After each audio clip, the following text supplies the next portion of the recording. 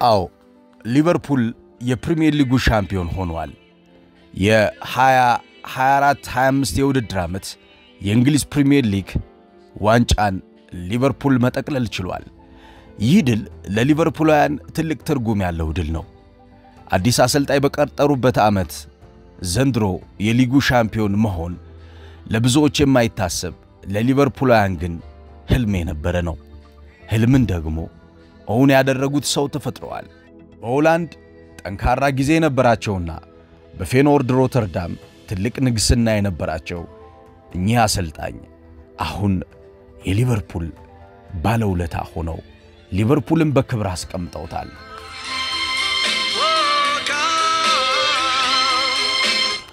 አርነ ስሎት ሊቨርፑልን ሲይዙ ብዙዎች ጥርጣሬ ነበራቸው። አርነ ስሎት ብለው ጠይቀዋል። እኛ አሰልጣኝ ሲመጡ የሊቨርፑል የበላይ ጠባቂዎች ከፍተኛ የሆነ እምነት ነበራቸው። አንዳንድ ስለ እግር ኳስ የጠለቀ ዕውቀት የነበራቸው የሊቨርፑል ደጋፊዎችም ቢሆን አሰልጣኙ ያላቸውን ነገር በደንብ ያውቃሉ። አርነ ስሎት የተሻለ ነገር ሰርተው ጠንካራና ተፎካካሪ ቡድን ለሊቨርፑላውያንና ለሊጉ እንደሚሰጡ እምነት ነበራቸው። አዎ እምነታቸው ስጋ አፈር ይዞ እንደሚነሳው አልሆነባቸውም። አዎ እምነታቸው ንጹህ ነበር። ይህንን እምነታቸውንም አድርገው አሰልጣኙ አሳይተዋቸዋል። በተሻለ ተፎካካሪ፣ በተሻለ ጠንካራ፣ በተሻለ ያደገ፣ በተሻለ ትልቅነትን የሚያበስር ቡድን ሆኖ ሊቨርፑል ለትልልቅ ቡድኖች ፈታኝነቱን አሳይቶ ዘንድሮ ሊጉን ሊያጠናቅቅ 4 ጨዋታዎች ሲቀሩት የሊጉ ሻምፒዮን ሆኗል።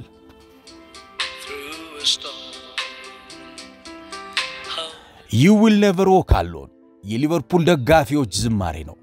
ሊቨርፑላውያን ብቻቸውን አይራመዱም፣ ብቻቸውን አይጓዙም። ሊቨርፑላውያን ሁሌም ቢሆን አጠገባቸው ታላቅነትን የሚያበስር ሰው አለ።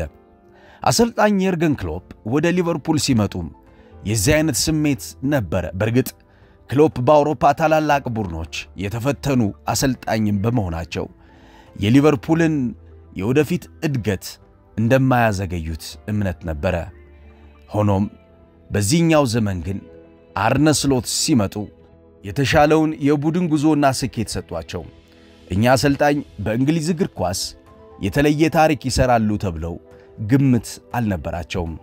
እንዳውም ተሰናባቹ አሰልጣኝ የርገን ክሎፕ አርነ ስሎትን በተመለከተ ሲጠየቁ አርነ ስሎትን ሊቨርፑል የመረጠበት የራሱ ምክንያት አለው ብለው ነበር የተናገሩት። አዎ ስቴዲየም ውስጥም ሆነው አርነ ስሎት ብለው አስጨፍረውላቸው ነበር።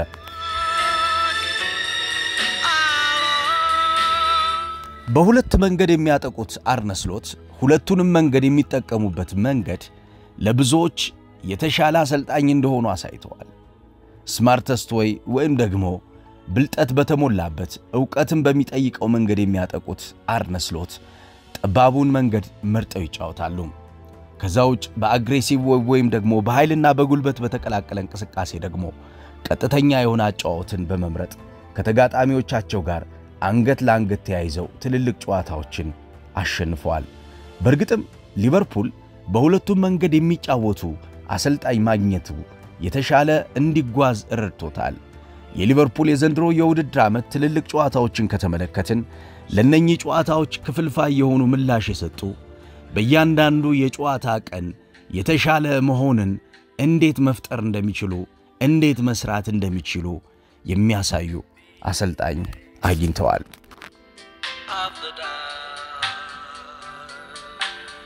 እኔ ሁሌም የሚያስጨንቀኝ ነገ ከተጫዋቾቼ ጋር እንዴት እንደምነጋገር ነው።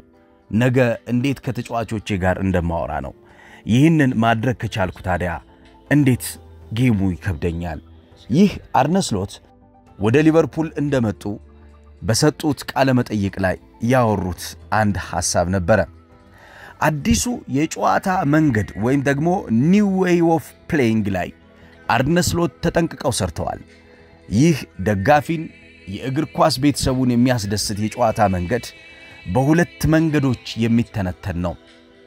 በዲያመንድ የማጥቃት መንገድና በተለያዩ የጨዋታ አንግሎች ወይም ደግሞ የጨዋታ ማዕዘኖች የኳስ ንክኪዎችን በማብዛት ሊቨርፑልን ተገማች ቡድን አለማድረግ ነው። በእግር ኳስ ተገማችነት ሁሌም ቢሆን አዋጭ ነው። ይህ ተገማችነት ሊቨርፑልን ዘንድሮ ሻምፒዮን አድርጓል። የሊቨርፑል የሻምፒዮንነት ጉዞ እንዲሁ በቀላሉ የተሰራ ያልሆነው ለዚህ ነው። ዓለም ላይ ሁሌም የምትወስናቸው ውሳኔዎች አሸናፊ እንድትሆን ያደርጋል። ማጥቃት ስትፈልግ ማጥቃት፣ መከላከል ስትፈልግ መከላከል አለብህ።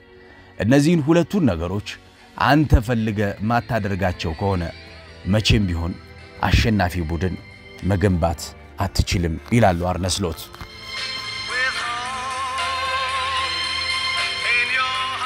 በእርግጥም እሳቸው በሚፈልጉት መንገድ አሸናፊ ቡድን ገንብተዋል። እያንዳንዱን የጨዋታ እንቅስቃሴ የሚተነትኑበትና የሚመሩበት መንገድ ያሰልጣኙን ብልጠትና ያምሮ ልዕቀት በሚገባ የሚያሳይ ነው። ሁሌም ቢሆን አሰልጣኝ አርነ ስሎት ቡድናቸው የተሻለ እንዲሆን ይፈልጋሉ። የተሻለ መሆን ማለት የተለየ ብልጫ መውሰድ ማለት ነው። በእያንዳንዱ ደቂቃ ውስጥ ሁሌም ቢሆን ተመልሶ ብልጫ መውሰድ፣ በእያንዳንዱ እንቅስቃሴ ውስጥ የተወሰደበትን ብልጫ መልሶ እንዲያገኝ ማድረግ። ይህንን ማድረግ እንዲሁ ቀላል እንዳልሆነ ያውቁታል። ሆኖም ግን ከተጫዋቾቻቸው ጋር በጋራ በመስራት እንደ ትናንትናው አይነት እጅግ በጣም ያደገ እጅግ በጣም ከፍ ያለ አጨራረስን ይጨርሳሉ። አርነ ስሎት በሊቨርፑል እግር ኳስ ታሪክ እጅግ በጣም ውጤታማው አሰልጣኝ ናቸው። በተለይም በዘመናዊ በሚባለው የእንግሊዝ እግር ኳስ ውስጥ እኛ አሰልጣኝ ያመጡት መነቃቃት ለሊቨርፑል እጅግ የፈጠነ ነው። የቀድሞው አሰልጣኝ የርገን ክሎፕ እንኳን በመጀመሪያው ዓመታቸው የሊጉ ሻምፒዮን መሆን አልቻሉም። የመጀመሪያዎቹ 2 ዓመታት አሰልጣኙን ቸግሯቸው ከብዷቸው ተመልክተን ነበር። ከነዛ ዓመታት በኋላ ግን ዘግየት ብለውም ቢሆን ወደ ፉክክር መግባት ቻሉ። ቢያንስ 4 እና 5 ዓመታት ሊቨርፑልን ጠንካራ ለማድረግና የሊቨርፑልን የተሻለ መሆን ለመስራት ጊዜ ወስዶባቸው ነበር።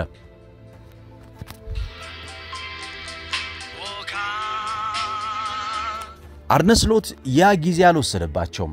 በእርግጥ የቀድሞ አሰልጣኝ የርገን ክሎፕ የገነቡት ቡድን እሳቸው እጅ ላይ መውደቁ ሻምፒዮንነቱን አስተካክለው ጠርበው እጅግ በጣም የሚፈልገውን ቅርጽ ሰጥተውት ሊሆን ይችላል።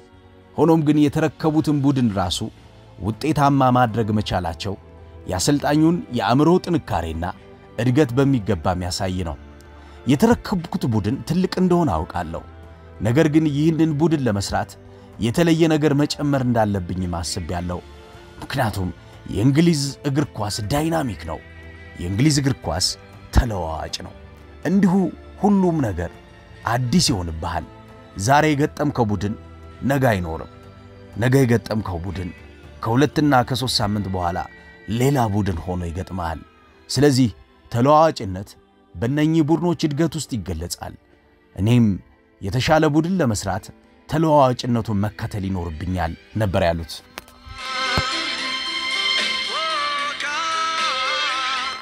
You will never walk alone የሊቨርፑል ደጋፊዎች ሁሌም ቢሆን የሚያሰሙት ዝማሬ ነው። ይህ ዝማሬ አሰልጣኛቸውን ዘንድሮ ያገዙ ብቻዎትን አይራመዱም ብለው ሻምፒዮን አድርገዋቸዋል። ሊቨርፑል በ1960ዎቹና በ1970ዎቹ የነበረውን ጥንካሬ እንደገና መልሶ አግኝቷል። በአርነ ስሎትና በርገን ክሎፕ እየተፈራረቁ የተገነባው ይህ ታላቅ ቡድን አሁን በአውሮፓም ሆነ በሊቨርፑል ከተማ እንዲሁም በእንግሊዝ እግር ኳስ ትልቁ ቡድን ሆኗል። የዘንድሮ የውድድር ዓመት የእንግሊዝ እግር ኳስ አሸናፊነቱ የሊቨርፑልን ትልቅነት ይበልጥ በደንብ የሚያሳይ ነው።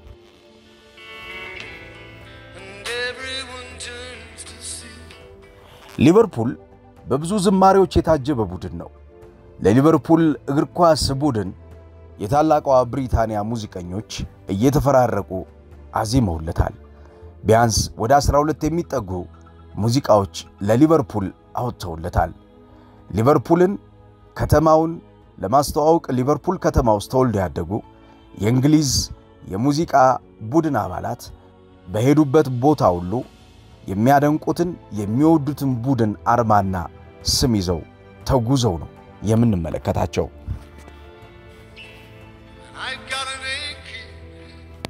ይህ ደግሞ ለሊቨርፑል ትልቅ ስንቅ ነው። ዘንድሮ ሊቨርፑል የተሻለ ጠንካራ ሲሆን በብዙዎች ልብ ውስጥ አርፏል። ትናንትና በእንግሊዝ ፕሪሚየር ሊግ ሻምፒዮን በሆነበት ዕለት ዕድሜ ጠገብ የሊቨርፑል ደጋፊዎች በእንባ ሲራጩ ተመልክተናል። ትልልቅ የኪነ ጥበብ ሰዎች በአንፊልድ ሮድ ተገኝተው የሊቨርፑል የደስታ ማዕድን ተቋድሰዋል። እግር ኳስ ብዙ መስመር አልፎ ያልተጠበቁ ሰዎችን ይነካል። ትልልቅ ፖለቲከኞችን ይዳሳል።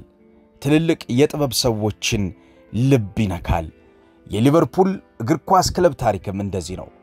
ዘንድሮ የሊቨርፑል የልብ ደጋፊዎች እጅጉን የተደሰቱበት አንዱ የነበረውን ስብራታቸውን የጠገኑበት ዓመት የሆነውን ሁሉንም ስለነካ ነው። ሊቨርፑል ድሉ ሁሉንም ነክቷል። ለዚህም ነው you will never walk alone የሚሉት።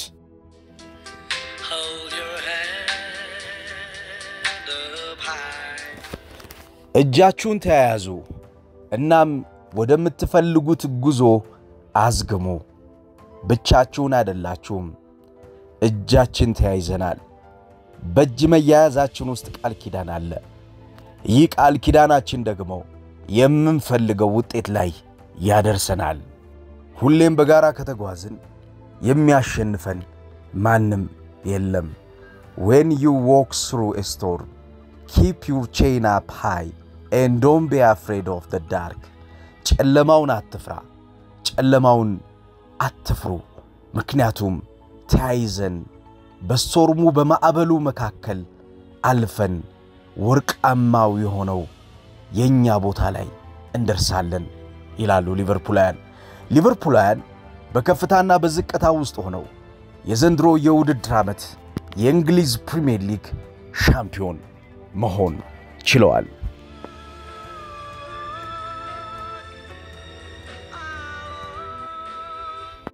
ለመላው የሊቨርፑል ደጋፊዎች ዘንድ እንኳን ደስ አላችሁ ለማለት እወዳለሁ። የዛሬውን በዚህ ጨረስኩ። ነገ በሌላ ፕሮግራም እንገናኛለን። ጥሩ ቀን ይሁንላችሁ።